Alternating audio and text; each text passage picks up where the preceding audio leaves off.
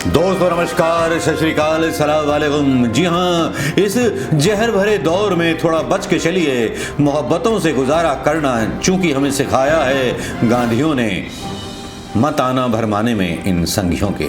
जी हाँ दोस्तों, इसी शेर के साथ शुरू करना चाहूँगा आज की बात। आज की बात दोस्तों ये है कि राहुल गांधी ने एक तरफ जहां संघियों का गरेबान पकड़ करके उन्हें हिला दिया है, दूसरी तरफ उनके इस गरेबान हिलाने को लेकर के चर्चा सोशल मीडिया पर चल निकली है। विदेशों में प्रतिक्रिया हो रही है, विदेशों तक ये बात पहुंच गई है कि किस तरह से संघ हमारे खिले हुए चमन को बर्बाद कर देना चाहता है। पहले सरकारी संस्थान जो नेहरू और गांधी के ज़माने में आज़ादी के बाद बने, उनको बर्बाद कर दिया गया। अब प्रशासनिक संस्थानों को बर्बाद किया गया। जी हाँ, चुनाव आयोग से लेके हर कहानी हमने सुनी है, सीबीआई से लेकर के आर्मी तक की कहानी हमने सुनी है।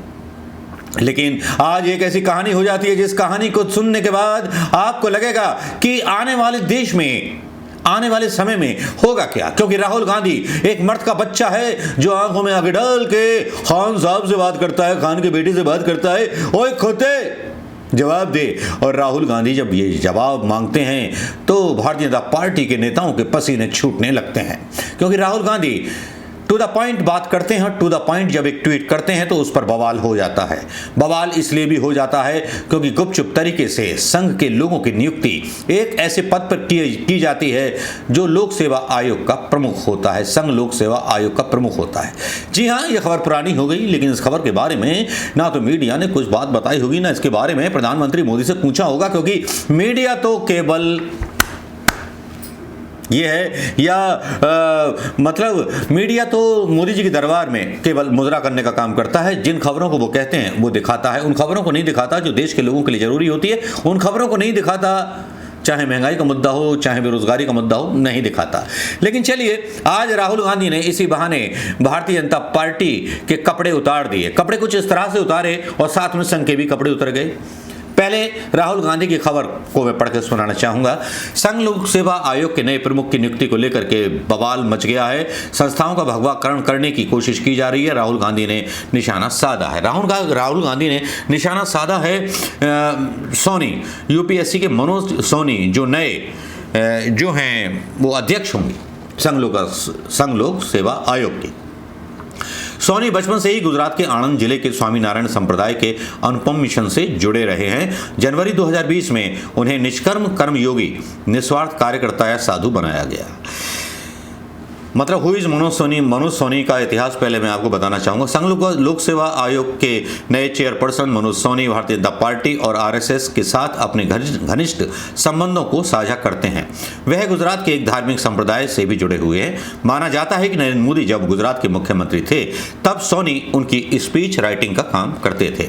रिपोर्ट्स के मुताबिक सोनी पहले बड़ौदा के एमएस यूनिवर्सिटी के वाइस चांसलर रह चुके हैं। इस तरह पद संभालने वाले देश के वह सबसे कम उम्र के व्यक्ति थे। माना जाता है वाइस चांसलर के रूप में सोनी ने आरएसएस और भारतीय जनता पार्टी के लोगों को यूनिवर्सिटी द्वारा लिए गए कई महत्वपूर्ण फैसलों को प्रभावित करने की अनुमति दी थी।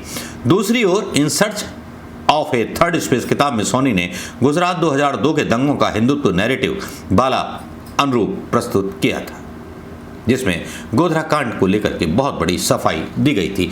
आजकल ऐसे ही लेखकों की और पत्रकारों की बल्ले बल्ले हो रही है जिन्होंने मोदी को उस टाइम पर सपोर्ट किया था। सोनी बचपन से ही गुजरात के आणंद जिले के स्वामीनारायण संप्रदाय से जुड़े रहे, ये तो मैंने आपको बता दिया। जनवरी 2020 में निष्कर्म कर्मयोगी रहे, ये भी मैंने आपको बता दिया। हालांकि संघ ये नैरेटिव बना रहा है, खबरें ये नैरेटिव बना रही हैं कि वो अगरबत्ती बेचते थे, जैसे कि चाय बेचते थे प्रधानमंत्री मोदी जी, और ये अगरबत्ती बेच करके संघ लोक सेवा आयोग के अध्यक्ष बनने जा रहे हैं। अगरबत्ती बेचने वाला क्या जाने कि संघ लोक सेवा आयोग का एक मापदंड क्या होना चाहिए। ये तो आपको पता होगा कि कभी संघ लोक सेवा आयोग के पेपर लीक हो जाते हैं, कभी आईटी के पेपर लीक हो जाते हैं, कभी एमईटी के पेपर लीक हो जाते हैं। पेपर लीक जो है नए इंडिया की पहचान है।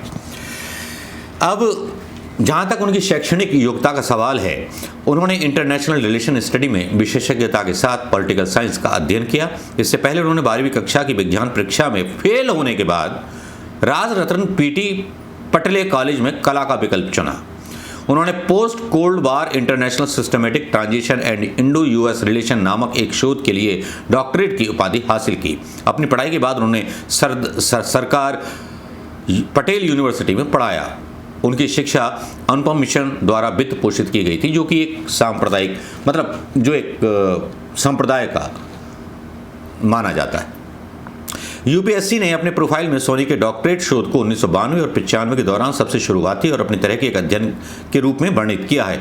इससे आगे कहा गया है कि उन्होंने पोस्ट कोल्ड वार के सिस्टमेटिक ट्रांजिशन के वैचारिक ढांचे को समझने का प्रयास किया, जिसमें भविष्य के बारे में कहने की क्षमता है। उनके शोध को बाद में एक किताब के रूप में understanding the global political earthquake शीर्षक के साथ प्रकाशित किया गया था। ये उनकी खूबियां हैं जो बताई जा रही हैं। प्रोफेसर अपूर्वानंद, जो दिल्ली विश्वविद्यालय के आपने देखे होंगे, जो भारतीय जनता पार्टी की वकालत करते रहते हैं, उनके द्वारा ये खूबी बताई जा रही हैं।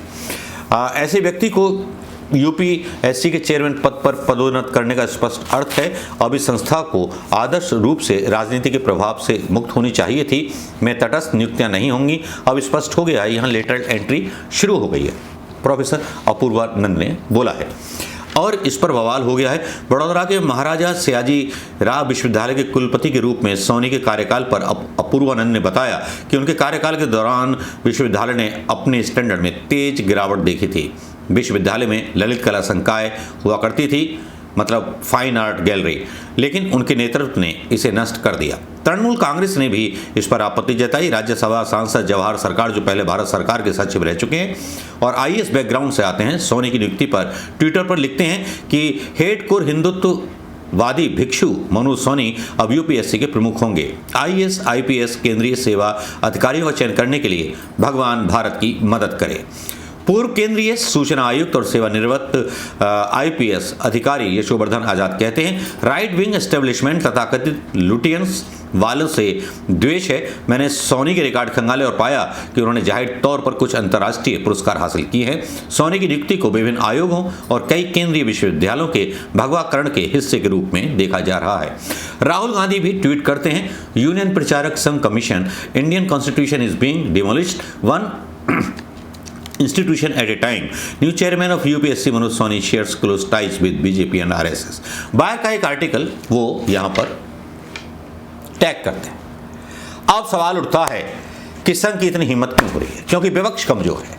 अभी कुछ दिन पहले आपने भागवत का बयान सुना होगा, जो भारत के बारे में बात कर रहे थे, हिंदुस्तान के बारे में बात कर रहे थे और इस तरह से बात कर रहे थे जैसे प्रधानमंत्री मोदी उनके हाथ की कठपुतली हो। जो निर्णय वो लेंगे, प्रधानमंत्री मोदी को उन निर्णयों को मानना होगा। इन बातों से साफ जाहिर होता है कि दिल्ली के फैसले दिल्ली तख्त से नहीं होते, नागपुर के ऑफिस से होते हैं, भागवत के ऑफिस से होते हैं। क्योंकि भागवत ने हाल ही में बहुत से ऐसे विवादास्पद बयान दिए हैं जिनको लेकर के कई लोगों ने सवाल किए कि वो किस हैसियत से बयान दे रहे हैं। अब साबित करना होगा प्रधानमंत्री मोदी को। जब इतना सारा विवाद उठ जाता है, प्रोफेसर्स विवाद उठाने लगते हैं, सब विवाद उठाने लगते हैं, तो साबित करना पड़ेगा प्रधानमंत्री मोदी को कि वो क्या वाकई भागवत के हाथ की कठपुतली हैं या इस नए भारत को रचने वाले गर्व करने योग्य आदरणीय प्रधानमंत्री मोदी हैं, जो लोकतंत्र की रक्षा के लिए जो है अपना सब कुछ न्यौछावर कर देंगे। देखना है राहुल गांधी की इस टिप्पणी के बाद भारतीय जनता पार्टी के नेताओं का क्या जवाब आएगा। लेकिन खलबली तो मची गई है राहुल गांधी के बयान के आने के बाद। नमस्कार, जय हिंद दोस्तों। लेकिन सवाल यह पीछे छोड़े जाता हूं, क्या भगवाकरण सारी संस्थाओं का जरूरी है? आप इससे कितनी सहमति रखते हैं? अपने कमेंट करके और इस वीडियो को और इस खबर को शेयर करके ज़्यादा से ज़्यादा लोगों को जागरूक कीजिए। नमस्कार, जय हिंद दोस्तों।